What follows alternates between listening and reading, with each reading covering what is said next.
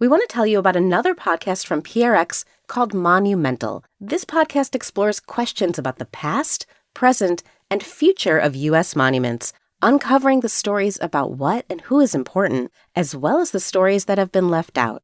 Join host Ashley Seaford across the country with their team of journalists. Listen wherever you get your podcasts. Hello and welcome to This Day in Esoteric Political History from Radiotopia. My name is Jody Avirgan. This day, October 29th, 1892. It is the presidential race between Grover Cleveland, who is former president, and Benjamin Harrison, who is current president. So we have a presidential rematch, and just 9 days before the election, well, no one is out there campaigning because each campaign had ceased its work a few days earlier when First Lady Caroline Harrison had died of tuberculosis. It set a very strange mood for those final couple weeks of the election. One historian wrote, quote, "Without the competitive fun that usually keeps Americans transfixed on their political system, the 1892 election offered a race so dismal that it could actually generate change." And moreover, when you look back at this race, especially through the lens of 2024, it kind of makes you wonder, do we need all this campaigning anyway? Everyone kind of knew the candidates' positions. Voters were generally decided. It felt like people were just going through the motions, which feels very familiar. So let's discuss the 1892 election, political rematches, and the art of stumbling across the finish line. Here, as always, Nicole Hammer of Vanderbilt and Kellie Carter-Jackson of Wellesley. Hello there. Hello, Jody. Hey there.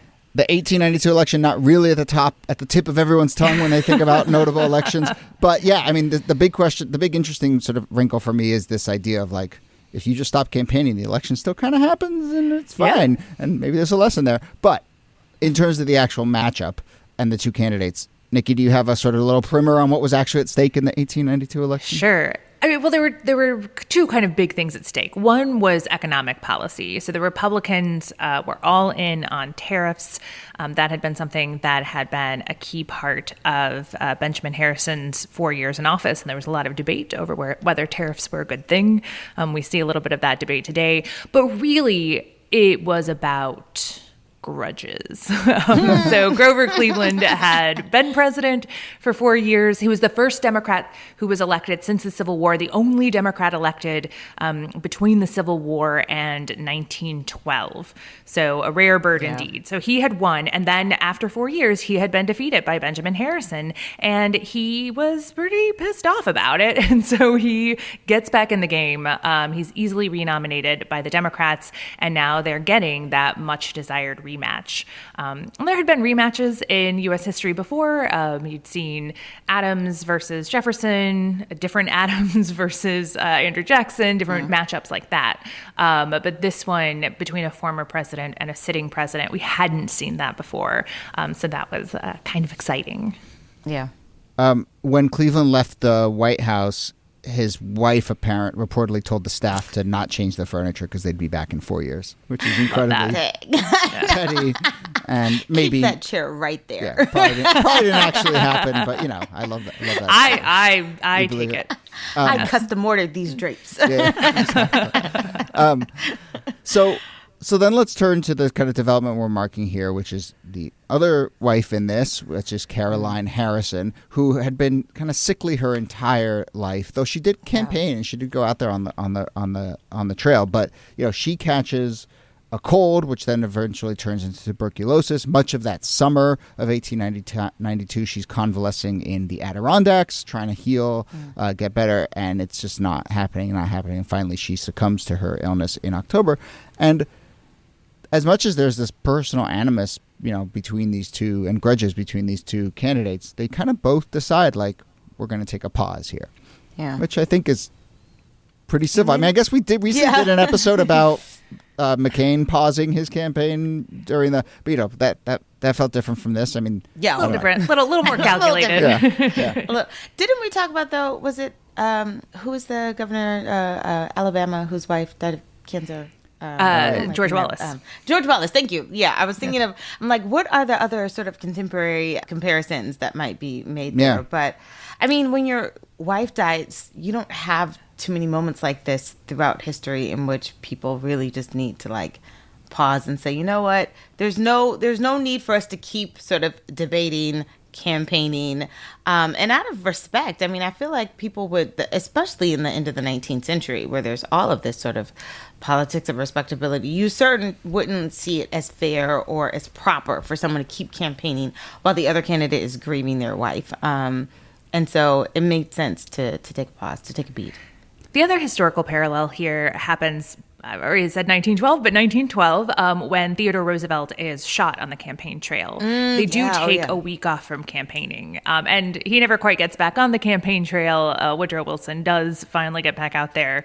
But that idea that there are moments when it's not appropriate to campaign was certainly a thing. And also, like, 1892, you're only starting to get into those kinds of campaigns where the candidate really campaigns. And even then, it's mostly, speeches that are done in the candidate's home state. It's not these kind of barnstorming campaigns that we would start to get in the 20th century. So again, yes, the campaign was suspended. No, you're not going to get those big speeches in the same way. I think instead, trinkets and campaign paraphernalia become kind of the campaign stand-in. But it also was just a very different kind of campaigning.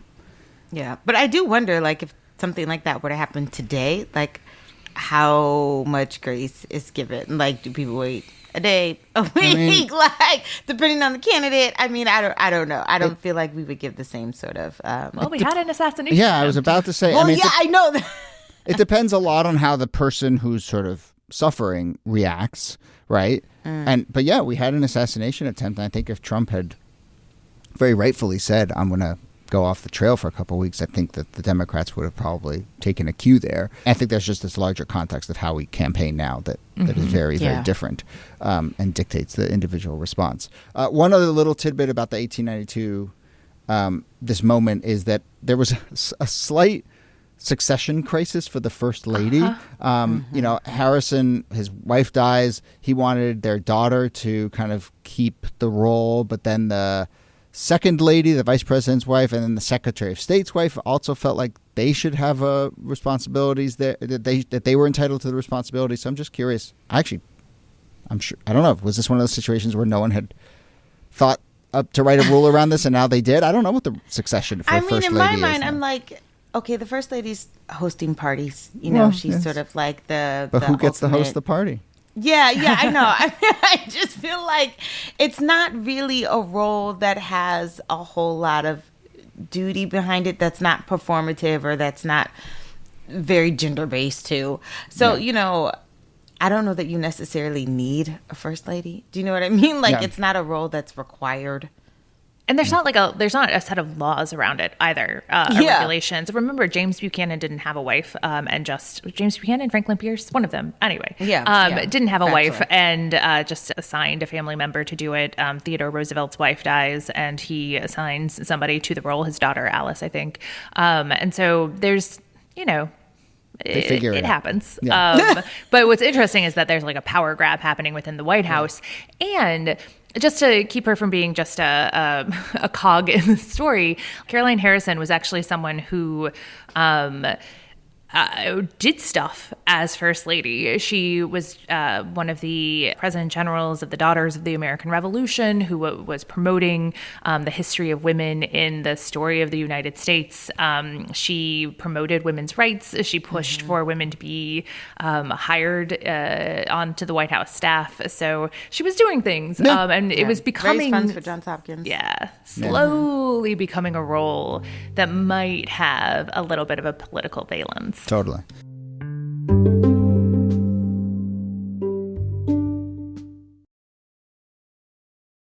Before we get started, we want to tell you some exciting news from our friend and fellow Radiotopian Nate DeMeo. For 15 years, Nate's been telling incredible stories about the past on his podcast, The Memory Palace. Each episode, though short, only about 15 to 20 minutes long, finds beauty and meaning in history's dustier corners. The show's been a finalist for a Peabody Award. Nate's been artist in residence at the Metropolitan Museum of Art. And now he's releasing his first book, The Memory Palace, True Short Stories of the Past. It collects for the first time beloved stories from the show and new stories you'll only find in the book, plus photographs, gorgeous illustrations, dozens of magical little stories. It's available for pre-sale now and on November 19th wherever you buy your books, including Radiotopia.fm. If you love listening to your books, the audiobook version will be really special too, read by Nate and an amazing cast of voices ranging from Rishikesh Hirway, host of Radiotopia's own Song Exploder, to actors like Carrie Coon and Ryan Reynolds. So with the holidays coming up, this book would make the perfect gift for the book lover on your list, or that person who's impossible to shop for. The Memory Palace, True Short Stories of the Past. Congrats to our friend Nate, and everyone else, go buy it now. All right, so this larger question that I think this brings up, which is, I think, resonant to now, is sort of on two fronts, which is one, we see, like, they stop campaigning and things kind of keep going, right? People are aware that there's an election happening. They know who the candidates are. They largely have been sort of brought up to speed on the issues. So it's like maybe they don't need them out there campaigning, nonstop. And it really kind of ties into something I've been thinking about a lot with this election on two fronts, which is one, because Harris entered the race so late, it's got me really thinking about the kind of length of campaigns. And a lot of other countries just have shorter election spans, and maybe this country could benefit from that. And then the other is, we've talked about it a ton in our Sunday episodes, but, this sort of sense of stasis and like nothing's really moving the needle. So then it's kind of like, what are we doing here? We're kind of going through the motions. And let's just get to election day and get it over with. And that's like a depressing thought. I think a lot of people have that thought, but it does kind of bring up these fundamental questions about like, do we need to do this whole rigmarole every 4 years? Not for years on end, I can tell you that. Yeah. I mean, the idea that you're campaigning 2 years really into the time you get the job, if it's a 4-year term, by year 2, definitely by year 3, you're already on the campaign trail again. Yeah. If your term is even shorter, you're constantly campaigning. Yeah. There has to be something to be said for taking a break. Like, I feel like the American public would like 3 months. Right. Like, give it a summer. I'll give you the summer. We'll do all the conventions. We'll do all the debates or whatever. And then I'm all set. Yeah. I think in Japan, you're not even allowed to start campaigning until 17 days before the election. Yeah. 17 and you days. get snap elections in these other countries. It's one of those things where, like, no one is going to unilaterally give up campaigning, which is what makes the Harris case so interesting, because she was sort of forced.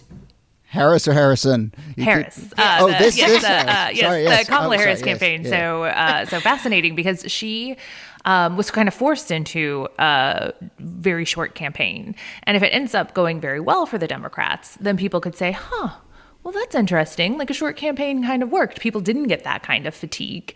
And you were able to keep like the energy and the joy up. But absent any like a sort of legislation or regulation, I just don't see parties giving up the chance. And now that it's no longer parties that are actually running campaigns, it's super PACs and all of these outside groups, it's almost impossible to do anything about. Yeah, there's just too much of an infrastructure and too much money, frankly, to be made by a long campaign that I don't think people are going to sort of willingly dismantle that system.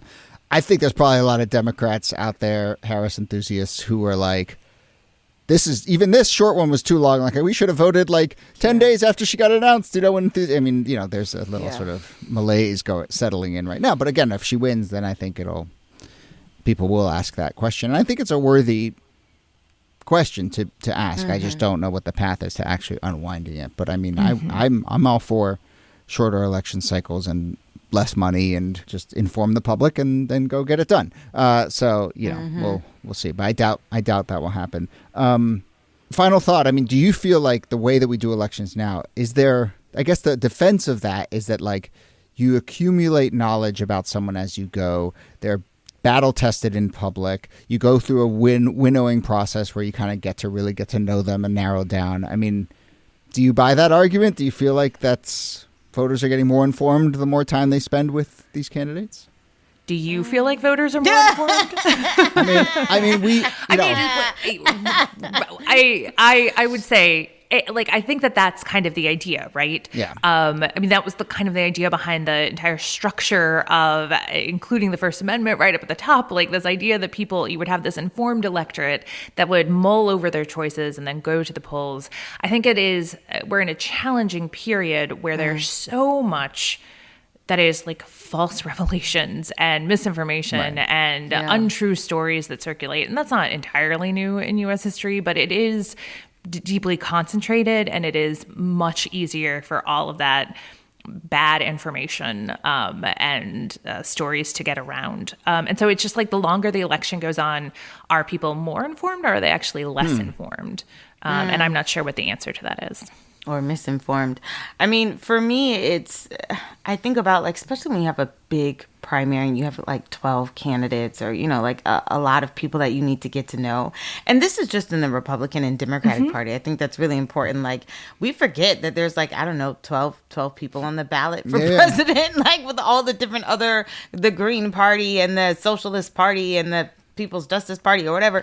I mean, like, we don't know who those people are at all. Right. And not fundamentally, not in a transformative kind of way. And I don't know. I think if we had a more robust party system that didn't just rely on two parties, then maybe that might be needed. If we had 5-6 robust parties, there's much more to consider. But when it comes down to just two, it really is that polarization at the heart of it. It's this or it's that. It's good or it's bad. Yeah. And that makes it easy for people to make sort of snap decisions about you want hamburger or you want steak. I don't know. And the other counterpoint to this is if you have like a 6-week election or campaign, that favors sort of the elites and the established people. Like, you don't get a Barack Obama candidacy in a 6-week campaign with Hillary Clinton, right? That was a real slow burn that took place over the course of more than a year.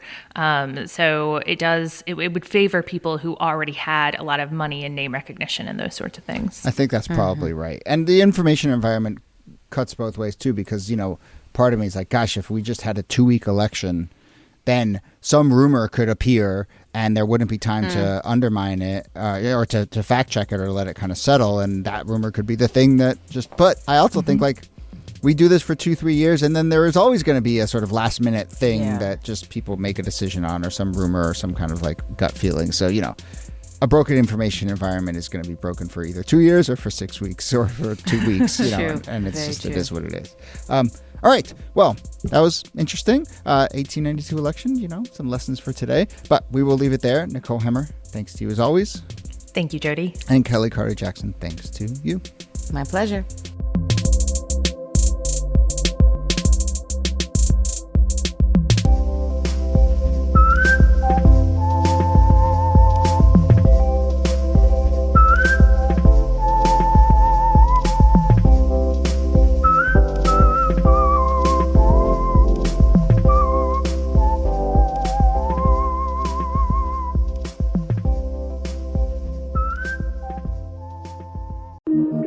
Radiotopia.